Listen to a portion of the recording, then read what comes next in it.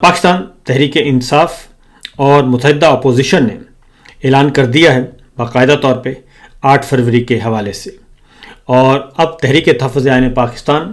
نے آفیشلی یہ اناؤنس کر دیا ہے کہ 8 فروری 2026 کو الیکشن میں عوامی مینڈیٹ کی پامالی اور ووٹ چوری کے خلاف ملک گیر ہڑتال کی جائے گی، جو آئینی حقوق اور حق کے ووٹ کی بحالی اور جمہوری اصولوں کے تحفظ کی جد و جہد کے لیے فیصلہ کن موڑ ہوگی۔ اور اس کے لیے مرکزی کوآرڈینیشن کمیٹی قائم کر دی گئی ہے، اور اس کے سلسلے میں یہ ساری کمیٹی جو ہے مکمل ہڑتال کی نگرانی کرے گی، پہیہ جام کیا جائے گا، شٹر ڈاؤن کیا جائے گا، اور یہ پورے ملک میں ہے، آزاد کشمیر، گلگت بلتستان اور 4 صوبوں اور وفاقی دارالحکومت اسلام آباد میں۔ اس کے لیے باقاعدہ طور پہ ایک اعلامیہ جاری کر دیا گیا ہے، اور اس میں بتا دیا گیا کہ یہ کمیٹی جو ہے تمام صوبائی اور علاقائی کمیٹیوں کے ساتھ براہ راست رابطے میں رہے گی، ہڑتال کی تیاریوں، پیش رفت اور نتائج کا جائزہ لے گی،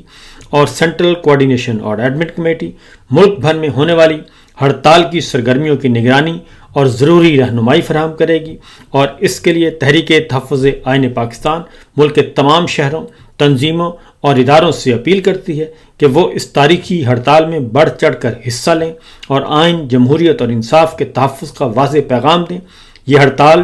نہ صرف احتجاج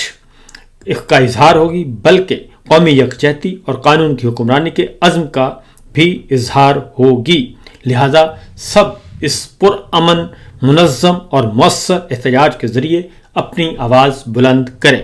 یہ بات بالکل درست ہے کہ اگر پاکستان کے عوام اپنی شہری آزادیاں بحال کرنا چاہتے ہیں اور معاملات کو دوبارہ سے پاکستان کو خوشحال کرنا چاہتے ہیں، اپنے چادر، چار دیواری اور گھر گھرستی کا تحفظ چاہتے ہیں، ماؤں، بہنوں، بیٹیوں کی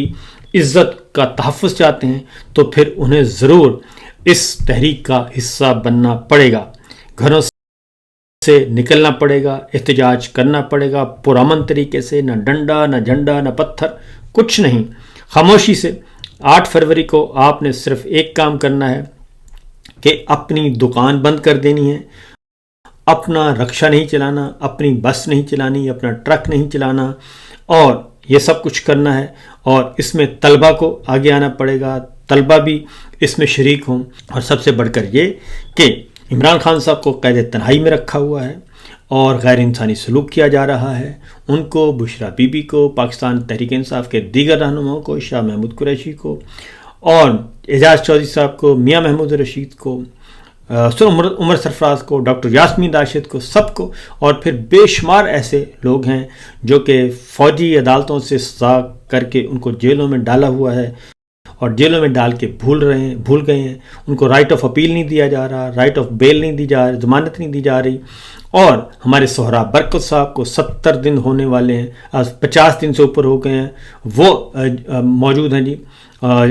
بند ہیں، بلکہ 50 نہیں، اس کو 1.5-2 مہینے ہونے کو ہیں جی۔ اس کے ساتھ ہی فلک جاوید ہیں، صنم جاوید ہیں، خواتین بہت ساری ہیں بیچاری، وہ گل سڑ رہی ہیں۔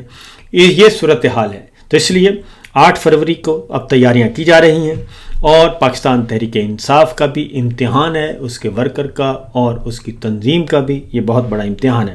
کیونکہ فی الوقت جو ہیں وہ سب خاموش ہیں، اور خاص طور پہ سہیل افریدی کے ساتھ جو ظلم ہو رہا ہے، خیبر پختونخوا کے ساتھ جو ظلم ہو رہا ہے، اس پہ بھی P T I, Pakistan Tehreek Insaf کے رہنما جو ہیں اس طریقے سے ان کو سپورٹ نہیں کر رہے جیسا کہ کرنا چاہیے۔ بہرحال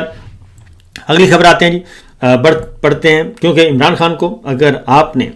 ان کو رہا کروانا ہے، ان کی قید تنہائی ختم کرنی ہے، تو یہ سب کے لیے پھر مؤثر آواز اٹھانی پڑے گی۔ اس کے بعد آتے ہیں جی، اگلی خبر جو ہے وہ ہے ونڈر بوائے کی، اور ونڈر بوائے کی سٹوری آ چکی ہے، سہیل وڑائی صاحب دے چکے ہیں، اس پہ بحث ہو رہی ہے، ڈیبیٹ ہو رہی ہے، کون ہے ونڈر بوائے۔ نون لیگ کی صفوں میں بے حساب آپ سوچ نہیں سکتے کہ اتنی بے چینی ہے،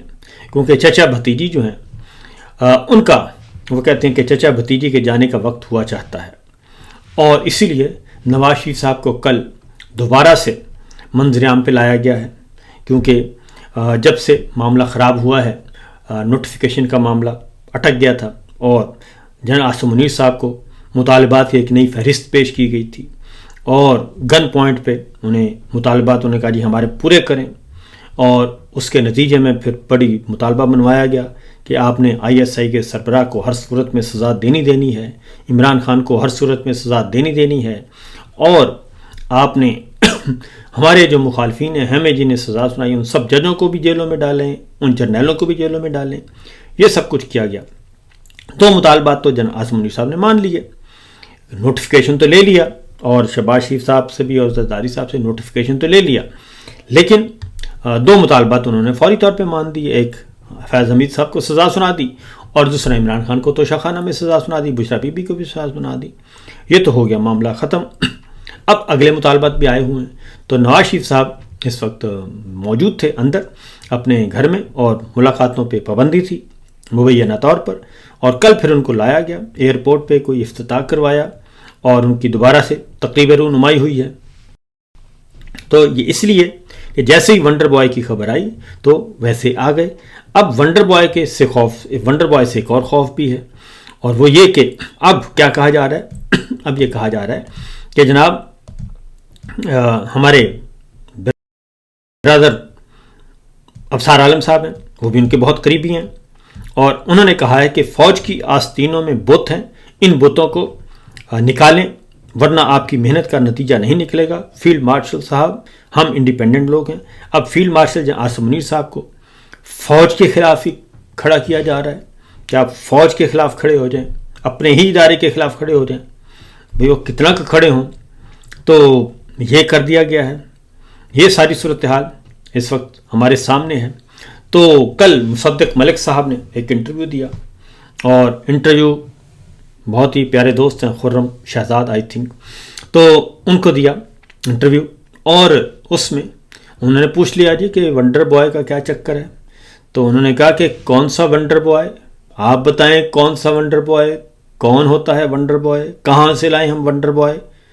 اور کیا کرے گا ونڈر بوائے؟ آج یہ کہہ رہے ہیں کہ ونڈر بوائے لائیں، کل کو کہیں گے یہ ونڈر گرل لے کے آئیں۔ تو بھائی جو ونڈر بوائے اور ونڈر گرل، جو یہ ہمارا ونڈر بوائے نہیں کر رہا، وہ ہمیں بتا دیں جو ونڈر بوائے اور ونڈر گرل سے انہوں نے کروانا ہے، ہمارا یہی ونڈر بوائے یا کچھ رہتا ہے تو وہ کر دے گا۔ یہ ساری کی ساری گفتگو انہوں نے سنوائی، میں آپ کو بتا بھی دیتا ہوں، دکھا بھی دیتا ہوں، تاکہ آپ کو اندازہ ہو سکے کہ جناب یہ معاملہ ہے کیا اور کہاں تک پہنچا ہوا ہے۔ ہمیں نشاندہی تو کر کے دیں، جیسے عوام میں آپ کہیں گے ونڈر بوائے، کل کو آپ کہیں گے ونڈر گرل، پھر آپ پرسوں کہیں گے ونڈر مین۔ نہیں، آپ کو پتہ چل جائے تو آپ کیا کریں گے ونڈر بوائے کے ساتھ؟ کچھ بھی نہیں کہیں گے، ہم کہیں گے بھائی بتاؤ تم کیا کرنا چاہتے ہو، تاکہ جو دو تین چیزیں رہ گئی ہوں ہم خود ہی کر ڈالیں۔ صحیح ہے۔ تو یہ ہے صورتحال۔ وہ کہتے ہیں بھائی ہمیں بتا دو، ونڈر بوائے ونڈر گرل تلاش کرنے کی کیا ضرورت ہے، ہمیں ہی بتاؤ، ہم کر دیتے ہیں۔ اب ذرا اگلی خبر آتے ہیں جو مین ہے۔ 9 مئی انہوں نے بہت بیچا، بیچ کے تنگ آ چکے ہیں، لیکن پھر بھی اب ان کا جی نہیں بھر رہا۔ تو اب ذرا ایک نئی سٹوری آئی ہے، اور وہ یہ کہ آپ کو معلوم ہے کہ ایران میں رجیم چینج آپریشن بذریعہ جو ہے انریسٹ پیدا کر کے اور عوام میں جو کچھ کیا گیا اس کے ذریعے، رجیم چینج آپریشن تھا بیسیکلی، یہ وہ ناکام ہو گیا ہے۔ لیکن جناب خواجہ آصف صاحب کیا کہتے ہیں؟ خواجہ آصف صاحب کہتے ہیں کہ ایران میں جو کچھ ہوا یہی کچھ 9 مئی 2023 کو ہوا۔ ایران میں بھی اسرائیل پیچھے ہے اور امریکہ پیچھے ہے، اور پھر 9 مئی میں بھی اسرائیل اور امریکہ پیچھے تھا 9 مئی۔ تو پھر اگر 9 مئی انہوں نے کروایا تو عمران خان اور پاکستان تحریک انصاف کیوں اندر ہے؟ اور اگر ایران کا ناکام ہوا ہے تو پھر وہ کیسے کامیاب ہوا؟ تو ذرا سنیے گا، یہ میں آپ کو بتاتا ہوں کیا کہتے ہیں خواجہ آصف صاحب۔ خواجہ آصف صاحب نے ٹویٹ کیا بڑی تفصیلی اور باقاعدہ ایک اسکرین شاٹ ہے۔ کہتے ہیں کہ جو اسکرپٹ ایران میں دہرایا جا رہا ہے وہ سال 2023 میں پاکستان میں لگ چکا ہے۔ عمران نیازی اور رضا شاہ کی سپورٹ میں عالمی صہیونی لابیاں متحرک۔ نمبر 2، امریکی اور برطانوی کانگریس مین ان کے حمایتی۔ نمبر 3،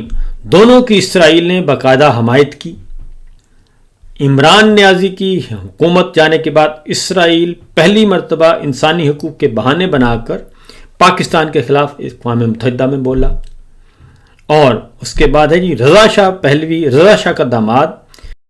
سیہونی، یعنی کہ رضا شاہ کا داماد سیہونی، جبکہ عمران نیازی خود سیہونیوں کا داماد. یہ کہہ رہے ہیں عمران نیازی کا سالہ زیک گولڈ سمتھ رضا شاہ کا بھی حمایتی، اور دونوں کے پیروکار کی 90% تعداد ملک سے باہر ہے. اب یہ خواجہ صاحب نے ٹویٹ کی ہے، آپ کو میں دکھا بھی دیتا ہوں.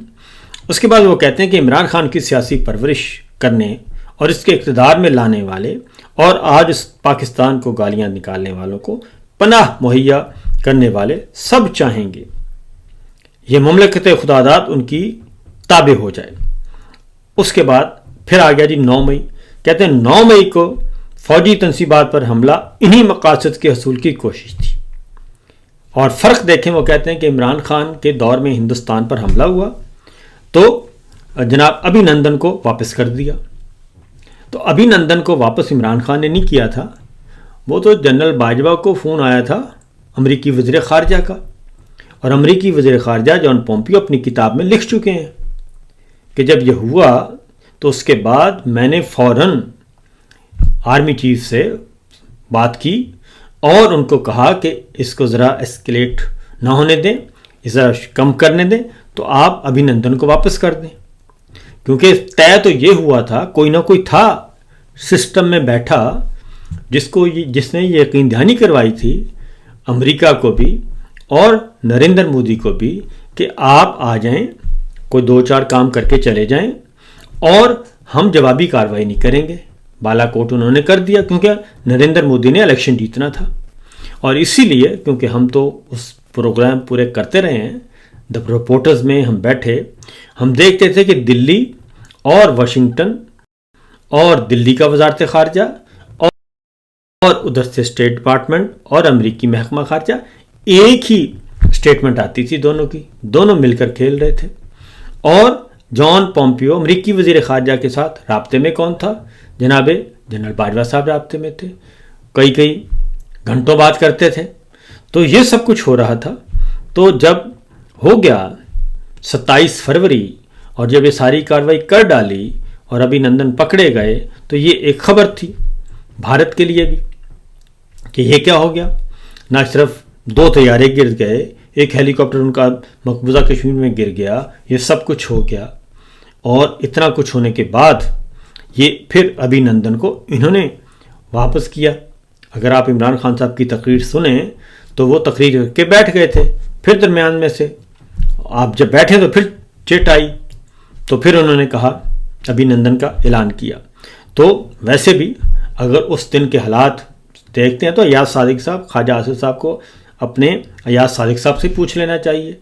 کہ جناب انہوں نے کیا سٹیٹمنٹ دی تھی، کہ کون تھر تھر کانپ رہا تھا، عمران خان یا جنرل باجوہ صاحب. تو اس لیے وہ اس میں انہوں نے ذکر کیا، لیکن یہ سارا ملبہ عمران خان پہ ڈال دیا.